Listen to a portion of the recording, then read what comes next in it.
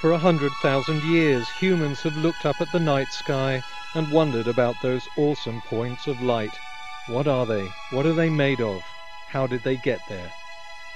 They didn't have the technology to find out, so they guessed that magical beings had created it all. If you prefer making wild guesses instead of using observation, measurement and calculation, then here's a sealed box. Spend the next 10 minutes guessing what's inside and come back again at the end of this video. Because this video doesn't cover what we guess about the universe, but what we know, and more importantly, how we know it. How do we know where the stars and galaxies came from, and how old they are? The first person to take a stab at gauging the scale of the world around him was the Greek scientist Eratosthenes of Cyrene. He knew that on the longest day of the year the sun was directly overhead at Syene in the south of Egypt, but cast a shadow in Alexandria to the north. By measuring the length of the shadow, he could work out the Earth's diameter. But while the Earth might be spherical, the dogma of a fixed Earth still held sway, backed by a powerful church. Problem was, this didn't fit the observable evidence, especially the observation that some wandering stars, or planets in Greek, had very erratic orbits around the Earth. When the telescope was invented, these planets turned out to be very different to the fixed stars. But it wasn't until Johannes Kepler calculated the exact orbits of the planets that a model of the solar system at last fit the observations. His law of planetary motion turned this into this. In the 18th century, a transit of Venus across the Sun, timed at opposite ends of the Earth, made it possible to calculate the exact distance of the Sun, and by extension the distances of all the known planets. But that still left the stars. The easiest way to measure their distance is a system called triangulation, which is used to measure distant objects on Earth. With stars, the baseline is the Earth's orbit around the Sun. Take an angle measurement here, and 6 months later here, and just do the math. This principle was known in the 17th century, that their instruments simply weren't accurate enough to measure such a tiny angle. But in 1838 the technology had caught up. The Prussian astronomer Bessel found that the binary star 61 Cygni was an astounding 60 trillion miles away. It was a distance so huge that it had to be measured in terms of the number of years it took light to cross it, 10.3 light years. Our universe just got bigger.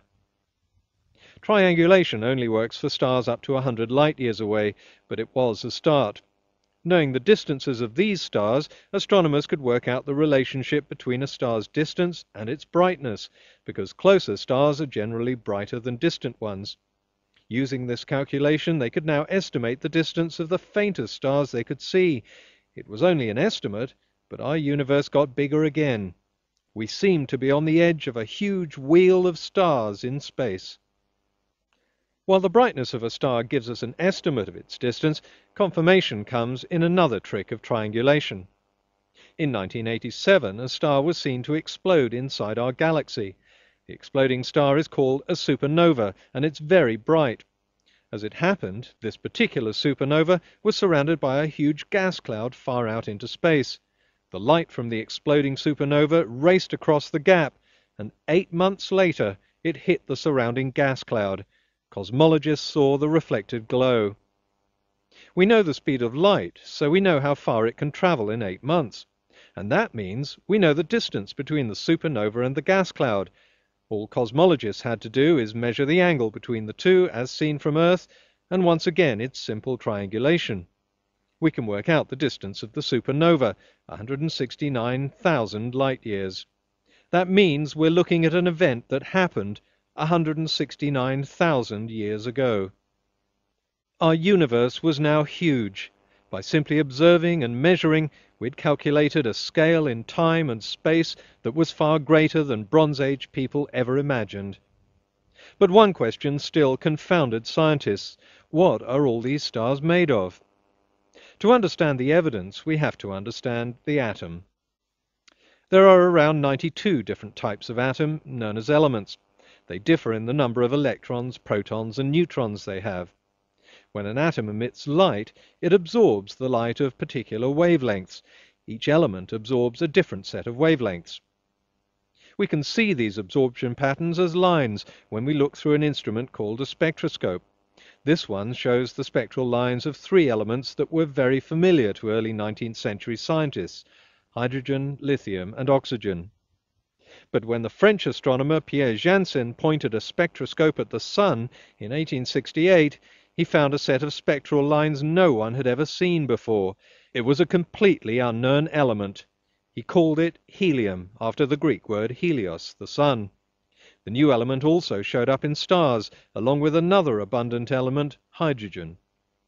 Inside this tightly bound universe, which they called the galaxy, astronomers could see strange swirling clouds through their telescopes. Some astronomers thought these could be other galaxies just like our own. In 1917, a supernova was seen to explode inside a cloud called Andromeda. Supernovae are usually very bright, but this one was quite faint. Using the brightness and distance calculation, cosmologists work out just how far away Andromeda was: 2 million light-years.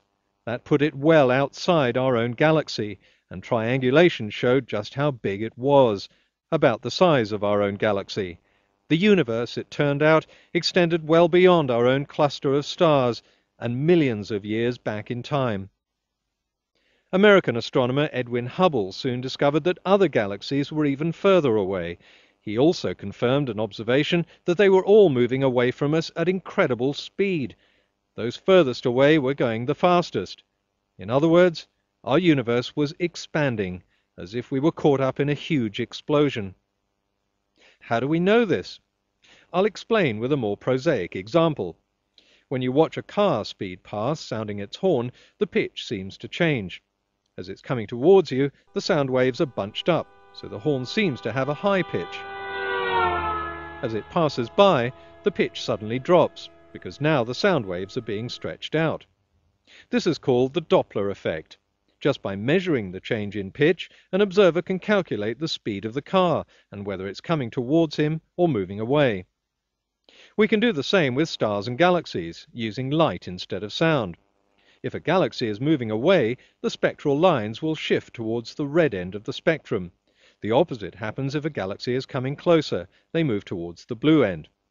So cosmologists could not only calculate which direction the galaxies are moving, but also their speed. If we reverse the course of these galaxies and wind the film back, space itself contracts back to a single point just under 14 billion years ago. The start of this expansion is called the Big Bang. That's as far as we've got so far in our understanding of the scale and time span of the universe. Research is now continuing to discover what happened before the Big Bang. Now let's come back to that sealed box. To the people who decided to skip the video in order to speculate on the contents, have you figured out what's inside yet? Of course not. Sitting in an armchair and making wild guesses tells you nothing. You're really no better off than the Bronze Age farmers who looked up at the stars and tried to guess what they were. Just because the Big Bang is the current extent of our knowledge doesn't mean we've reached the end of the story. Every time in history people thought they knew the scale of the universe, they've always been proved wrong. To me, the real story of the universe is way more interesting than myths and fairy tales. For 100,000 years, humans have stared up at the same night sky and wondered. We are the first people in human history not to wonder, not to guess, but to know.